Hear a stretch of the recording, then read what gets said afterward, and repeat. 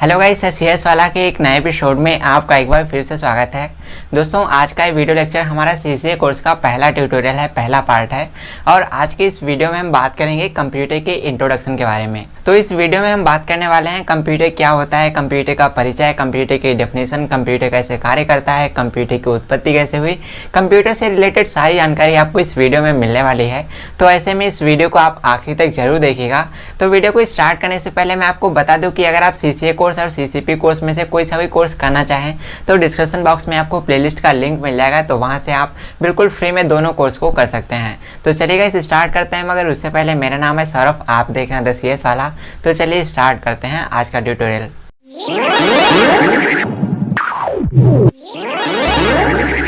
तो गाइस सबसे पहले अगर हम बात करें कंप्यूटर के बारे में, तो अगर आप कंप्यूटर के स्टूडेंट हो तो ऐसे में आपको कंप्यूटर का फुल फॉर्म तो पता होना ही चाहिए। तो ऐसे में क्या आपको पता है कंप्यूटर का फुल फॉर्म क्या होता है? चलिए मैं आपको बताता हूँ। तो गाइस कंप्यूटर का फुल फॉर्म होता है common operating machine purposely used for technological and educational research.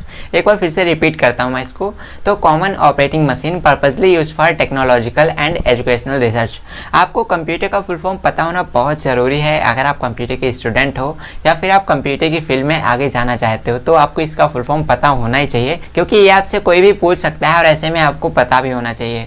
अब गाइस इसके बाद में बात करते हैं कंप्यूटर जो आप यूज करते हो, कंप्यूटर को हिंदी में क्या कहते हैं, क्या आपको पता है? चलिए मैं आपको बताता हूँ। तो गाइस अगर आप कंप्यूटर के स्टूडेंट हो तो आप अपने स्कूल में, अपने कॉलेज में कंप्यूटर लैब में गए तो होंगे ही। तो गाइस कंप्यूटर लैब में घुसने से पहले आपके लैब का जो गेट होता है वहाँ पर ऊपर लिखा होता है संगणक कक्ष। संगणक कक्ष का मतलब होता है कंप्यूटर लैब या संगणक प्रयोगशाला भी लिखा होता है। तो आपको पता होना चाहिए कंप्यूटर को हिंदी में संगणक कहते हैं। इस वीडियो में आगे बढ़ने से पहले मैं आपको थोड़ा सा बताना चाहूँगा कि आपका जो लैपटॉप होता है, लैपटॉप को छोटा गणक कहते हैं। अब ये गणक क्यों कहते हैं या संगणक क्यों कहते हैं, इसके बारे में हम आगे वीडियो में बहुत डिटेल्स में जानेंगे। मगर उससे पहले आपको ये भी पता होना चाहिए कि जो स्मार्टफोन, जो मोबाइल फ़ोन आप यूज कर रहे हो उसको हिंदी में चल दूरभाष और इसको संस्कृत भाषा में चलभाषी केंद्र कहते हैं। और आप अपने कंप्यूटर में, अपने स्मार्टफोन में जो इंटरनेट यूज करते हो उस इंटरनेट को हिंदी में भूजाल कहते हैं। और इंटरनेट पर आप जिन वेबसाइट्स पर विजिट करते हो, जिन वेबसाइट्स को यूज करते हो, तो उस वेबसाइट को हिंदी में जाल स्थल कहते हैं। तो आपको ये कुछ बेसिक जानकारी तो होनी चाहिए अगर आप हमारी वीडियो देखते हो तो चलिए चलते हैं आगे और बात करते हैं कंप्यूटर के बारे में। तो गाइस सबसे पहले तो बात करते हैं कंप्यूटर की परिभाषा के बारे में, कंप्यूटर की डेफिनेशन के बारे में।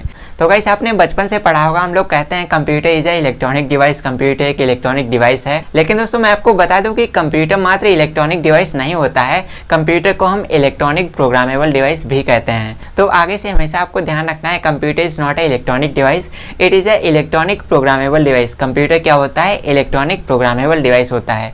अब यहाँ पर दो वर्ड आते हैं, एक इलेक्ट्रॉनिक, दूसरा प्रोग्रामेबल।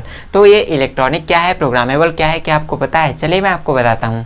तो गाइस सबसे पहले जो वर्ड आया इलेक्ट्रॉनिक, तो इलेक्ट्रॉनिक का मतलब ये हुआ कि जो हमारा कंप्यूटर होता है ये इलेक्ट्रिसिटी से चलता है। इसके अंदर जो कंपोनेंट लगे होते हैं, जैसे मदरबोर्ड है, हार्ड डिस्क है, या जितने भी हार्डवेयर लगे होते हैं, इनको चलाने के लिए इनको इलेक्ट्रिसिटी की आवश्यकता पड़ती है। इसमें इलेक्ट्रिसिटी का फ्लो होता है, तभी ये हार्डवेयर कार्य करते हैं और हम अपने कंप्यूटर को यूज कर पाते हैं।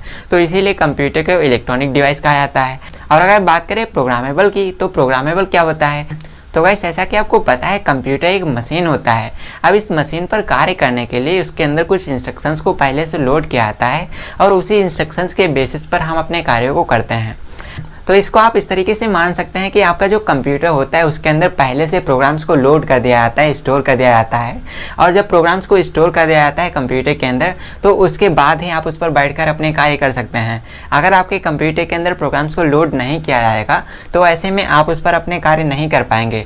तो आपके कार्य को करने के लिए कंप्यूटर के अंदर पहले से प्रोग्राम्स को लोड किया जाता है और उसी के बाद कंप्यूटर पर बैठकर आप अपने कार्य कर पाते हैं। तो आगे से आपको ध्यान रखना है, computer is not a electronic device, it is also electronic programmable device. Computer मात्र इलेक्ट्रॉनिक डिवाइस नहीं है, कंप्यूटर एक इलेक्ट्रॉनिक प्रोग्रामेबल डिवाइस भी है। तो आपको इसका विशेष ध्यान रखना है। चलिए इसके बाद में हम बात करते हैं कंप्यूटर की डेफिनेशन पर। तो जैसा कि मैंने आपको बताया, कंप्यूटर एक इलेक्ट्रॉनिक प्रोग्रामेबल डिवाइस है जो आईपीयू सिस्टम के प्रिंसिपल पर कार्य करती है। अगर हम बात करें आईपीओ की, तो गाइस आप आईपीओ को इस तरीके से मान सकते हैं, ये एक सिस्टम होता है या कहे तो ये एक मैकेनिज्म होता है, ये एक तरीका होता है कंप्यूटर को कार्य कराने का। अब आईपीओ के अंदर तीन वर्ड आते हैं, आई, पी और ओ। तो आई का मतलब होता है इनपुट, पी का होता है प्रोसेस, ओ का होता है आउटपुट। तो आई से क्या होता है इनपुट। अब आप कंप्यूटर को कैसे यूज करते हो, कंप्यूटर में डेटा को इनपुट करते हो। तो कंप्यूटर में डेटा को इनपुट किया जाता है। अब इनपुट करने के बाद डेटा में होती है प्रोसेसिंग, और प्रोसेसिंग होने के बाद जो रिजल्ट आता है उसको आउटपुट डिवाइसेस की सहायता से यूजर को दे दिया जाता है। तो इस तरीके से हमारा कंप्यूटर कार्य करता है। तो आईपीयू प्रिंसिपल क्या होता है इसके बारे में मैं आपको थोड़ा डिटेल्स में बता देता हूँ ताकि आपको अच्छे से क्लियर हो जाए। तो गाइस आईपीयू में क्या होता है, कंप्यूटर जो कि आपको पता है एक इलेक्ट्रॉनिक डिवाइस है, तो इस पर कार्य करने के लिए इसमें कुछ डिवाइसेस को लगाया जाता है। जैसे इनपुट डिवाइस होते हैं, प्रोसेसिंग डिवाइस होते हैं, आउटपुट डिवाइस होते हैं, स्टोरेज डिवाइस होते हैं। तो गाइस हमारा कंप्यूटर कैसे कार्य करता है, कंप्यूटर में जो 4 यूनिट होते हैं, 4 डिवाइस होते हैं। इसमें पहला होता है हमारा इनपुट डिवाइस। तो कीबोर्ड या माउस की सहायता से कंप्यूटर के अंदर डेटा को इनपुट किया जाता है। फिर इनपुट करने के बाद जो डेटा होता है उसमें प्रोसेसिंग करी जाती है। तो प्रोसेसिंग करने के लिए कंप्यूटर के अंदर एक डिवाइस होती है जिसको बोलते हैं सीपीयू। सीपीयू के अंदर एएलयू होता है जो प्रोसेसिंग करने का काम करता है।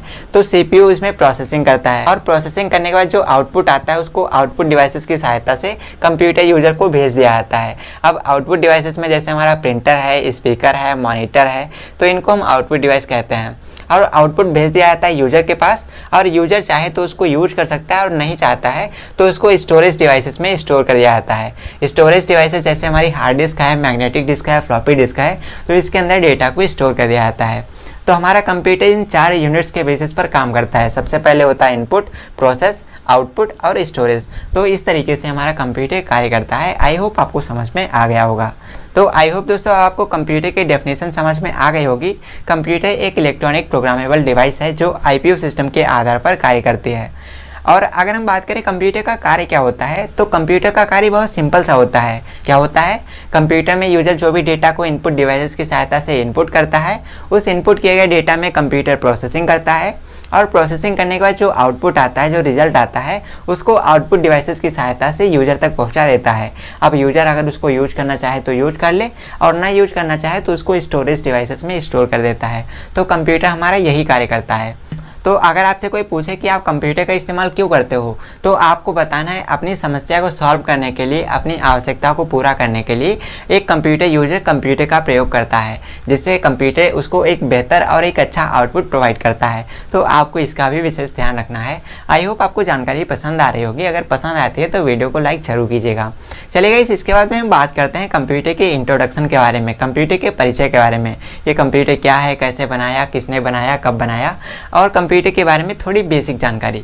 तो गाइस सबसे पहले हम बात करें जो कंप्यूटर शब्द है, ये कंप्यूटर शब्द कैसे बना, इस मशीन का नाम कंप्यूटर ही क्यों पड़ा। तो गाइस यहाँ पर मैं आपको बता दूं, एक ग्रीक वर्ड था जिसका नाम था कंप्यूट। जी हाँ दोस्तों, एक ग्रीक वर्ड था जिसका नाम था कंप्यूट, और उस कंप्यूट वर्ड का मीनिंग होता है गणना। तो उसी कंप्यूट वर्ड से मिलकर के बना है कंप्यूटर। अब कंप्यूटर का मतलब ये हो गया गणना करने वाला यंत्र। तो जैसा कि मैंने आपको स्टार्टिंग में बताया था कि कंप्यूटर को हिंदी में संगणक कहते हैं, तो संगणक इसीलिए कहते हैं क्योंकि जो कंप्यूटर है, कंप्यूटर का मीनिंग होता है गणना करने वाला यंत्र। तो गणना करने वाला यंत्र मतलब कैलकुलेशंस करने वाली एक डिवाइस, ऐसी डिवाइस जिसका इस्तेमाल करके हम कैलकुलेशंस करते हैं, उसे हम गणना करने वाला यंत्र या कहें तो संगणक कहते हैं, उसे ही कंप्यूटर कहते हैं। तो आई होप आपको ये समझ में आया होगा।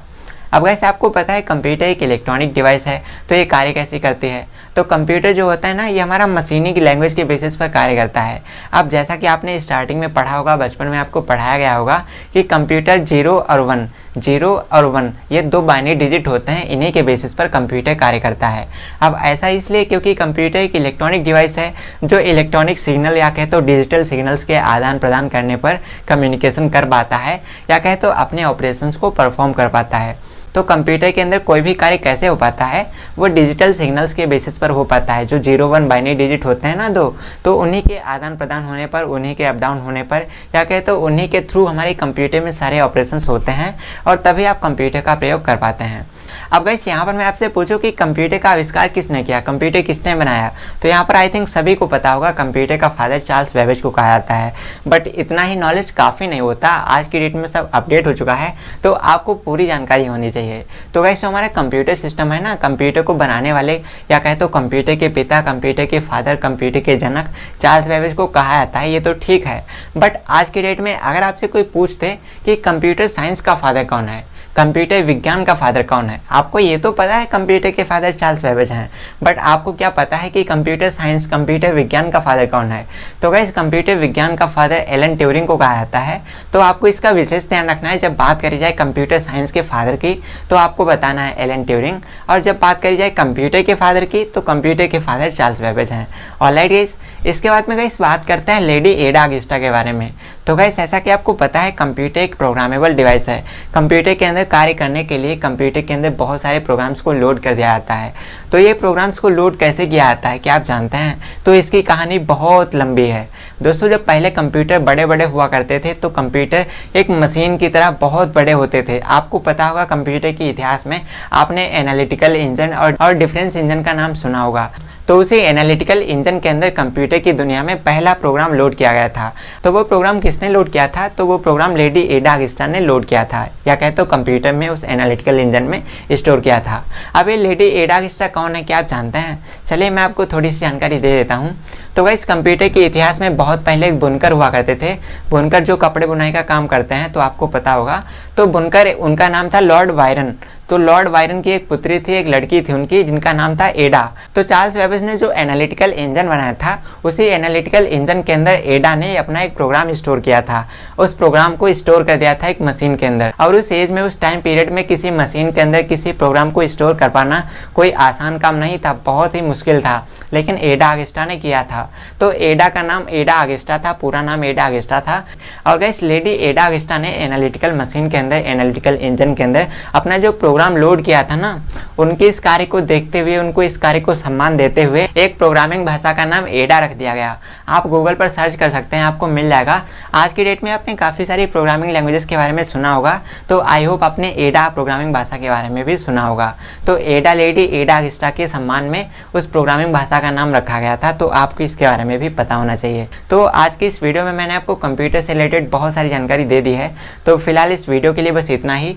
तो आई होप दोस्तों आज का ये वीडियो आपको समझ में आया होगा, और अगर आपको ये वीडियो पसंद आए तो वीडियो को लाइक करके हमें ज़रूर बताएं, और साथ ही साथ आप हमें ये भी बताएं कि आप हमारा ये वीडियो कहाँ से देख रहे हैं, और इस वीडियो से रिलेटेड आपका कोई ओपिनियन हो, आपका कोई सजेशन हो तो उसको कमेंट करके ज़रूर बताएं, और मन में कोई सवाल हो तो उसको भी कमेंट करके ज़रूर बताएं। तो चलिए दोस्तों, हम जल्दी मिलते हैं आपसे एक और नए वीडियो के साथ। वीडियो को यहाँ तक देखने के लिए, यहाँ तक बने रहने के लिए आपका बहुत बहुत धन्यवाद।